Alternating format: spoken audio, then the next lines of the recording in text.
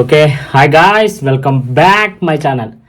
Finally Kaantha movie అయితే చూడడం జరిగింది. ఎందుకంటే ఇది మూవీ రిలీజ్ పోస్ట్ మ్యాన్ అవుతూ ఫైనల్గా ఈ రోజు అయితే కుదిరింది.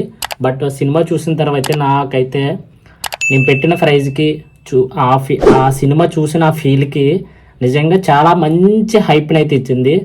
ఎట్టి పరిస్థితుల్లోని వీడియో చివరి వరకు చూడండి. అట్లాగే మన ఛానల్కి ఎవరైనా కొత్తగా వచ్చి ఉంటే కనుక ఒక కొత్త క్రియేటర్కి సపోర్ట్ చేస్తున్నాం అనుకుని ఒక లైక్ చేసి సబ్స్క్రైబ్ చేయండి. చాలామంది చూస్తున్నారు కానీ సపోర్ట్ చేయడానికి ఆలోచిస్తున్నారు. ప్లీజ్ ఒక మ్యాటర్లోకి వెళ్తే కనుక ఫస్ట్ నేను డీక్యూ గురించి చెప్తాను. ఎందుకంటే డీక్యూని మనం చాలా సినిమాల నుంచి అబ్జర్వ్ చేస్తున్నాం. ప్రతి సినిమాలోని తన యాక్టింగ్ చాలా బాగుంటుంది. బట్ ఆ సినిమాలతో పోలిస్తే ఈ సినిమాకి మాత్రం అంటే యాక్టింగ్కి మంచి స్కోప్ ఉన్న సినిమా దొరికిందని నేనైతే ఫీల్ అవుతున్నాను. ఎందుకంటే అన్ని సినిమాల్లోని హీరోగా మనం చూస్తాం. బట్ ఈ సినిమాలోని ఒక హీరోగా, ఒక విలన్గా, ఒక కమెడియన్గా, ఒక ఎమోషనల్గా ప్రతి రంధ్రం అంటే ఒక యాక్టర్కి ఏమైతే కావాలో అన్ని అర్హతలు కల్పించే సినిమా అయితే ఇదైతే నేను అనుకుంటున్నాను. ఖచ్చితంగా డీక్యూ అయితే కొత్త చింపి పాడేశాడు యాక్టింగ్ పరంగా. చాలా చాలా చాలా బెస్ట్ ఇచ్చాడు. కొన్ని షాట్లు ఉంటాయి నిజంగా అద్భుతంగా ఉంటాయి. ఎందుకంటే మనిషి నించున్నట్టు ఉంటాడు, బట్ యాక్టింగ్తో గూస్పం రెప్పిస్తాడు. ఆ విధంగా ఉంది. అట్లాగే మన డైరెక్టర్ గురించి చెప్పాలి.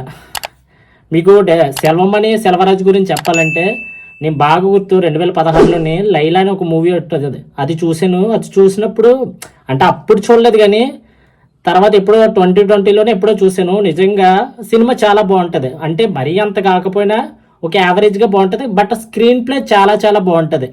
ఈ సినిమాకి వస్తే నిజంగా చాలా చాలా బాగుంది స్క్రీన్ ప్లే. ఎందుకంటే ఆ సీన్లు పండించే విధానం కానీ కొన్నిసార్లు ఆ బీజియం కానీ అక్కడక్కడ నాకు బాగా నచ్చిన సీన్లు ఏంటంటే కలర్ బ్లాక్ షాట్లు ఉంటాయి చూసావా, అది చాలా బాగా నచ్చింది. క్వాలిటీ పరంగా కానీ స్క్రీన్ ప్లే పరంగా కానీ స్టోరీ పరంగా. స్టోరీ ఏం లేదబ్బా, సింపుల్గా చెప్పాలంటే ఒక గురువు ఉంటాడు, ఒక శిష్యుడు ఉంటాడు. గురువు శిష్యుడి మధ్యన జరిగే రివెంజ్ కంప్లీట్గా సినిమా జరుగుతూ ఉంటుంది. అక్కడక్కడ లవ్ స్టోరీ, ఆ రివెంజ్ ఇట్లా ఉంటుంది స్టోరీ. కానీ లవ్ స్టోరీ కూడా చాలా చాలా బాగుందబ్బా. నిజం చెప్తాను, మంచి ఫీల్ ఇచ్చింది.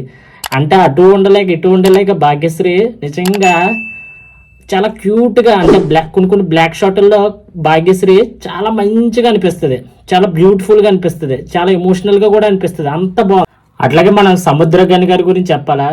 అతను కూడా ఈ సినిమాకి పర్ఫెక్ట్ అనిపించింది. ఎందుకంటే అంటే ఒక గురువు ఎట్లా ఉండాలో అంటే ఆ రేంజ్లో చూపించాడు. నిజంగా అతను కూడా మంచి కంబ్యాక్ అనుకుని నన్ను అతను అంతకన్నా మంచి సినిమాలు చేసి ఉండొచ్చు. బట్ ఈ సినిమాలో పర్ఫెక్ట్ అనిపించింది. ఆ క్యారెక్టర్కి, ఆ క్యాస్టింగ్కి పర్ఫెక్ట్గా సెట్ అయ్యి అనిపించింది చెప్పాలి. రానా గారి క్యారెక్టర్ కొంచెం అంటే తక్కువగానే ఉంటుంది. బట్ ఉన్నంచోపు రఫ్ ఆడించేస్తాడు. ఆ రేంజ్లో ఉంటుంది క్యారెక్టర్. నిజంగా రానా గారు ఉండడం వల్ల ఈ సినిమాకి ఖచ్చితంగా ప్లస్ అయింది అనుకుంటున్నాను. ఎందుకంటే ఆ క్యారెక్టర్ ఇతను చెయ్యకపోతే కొంచెం ఆ ఫీల్ రాబోదాము అనుకున్నాను. బట్ ఇతను ఓవరాల్గా అయితే ఇతను చాలా చాలా మంచి ఫీల్ ఇచ్చాడు. ఇంకా డైరెక్టర్ గురించి చెప్పాలంటే మనం మహానటితో పోల్చలేము. కానీ మహానటి ఒక యూనిక్ మూవీ. అంటే అంత బయోపిక్లో అది ఒక తోపు మూవీ. బట్ దానికి ఏం తగ్గదబ్బా, నేను ప్రామిస్గా చెప్తున్నాను. దానికి ఏమాత్రం తీసిపడే విధంగా అయితే ఉండదు. సినిమా మీరు చూసిన తర్వాత మీకే తెలుస్తుంది. ఇంకా ఫైనల్గా మ్యూజిక్ డైరెక్టర్ గురించి చెప్పాలి.